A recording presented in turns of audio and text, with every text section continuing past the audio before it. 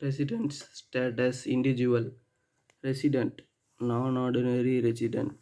ரெசிடெண்ட்டை ரெண்டாக பிரிக்கலாம். Ordinary resident, நான் ஆர்டினரி ரெசிடெண்ட். ஆர்டினரி ரெசிடெண்ட் வந்து பேசிக் கண்டிஷன் 1, அடிஷ்னல் கண்டிஷன் 2 வந்து ஃபுல்ஃபில் பண்ணணும்.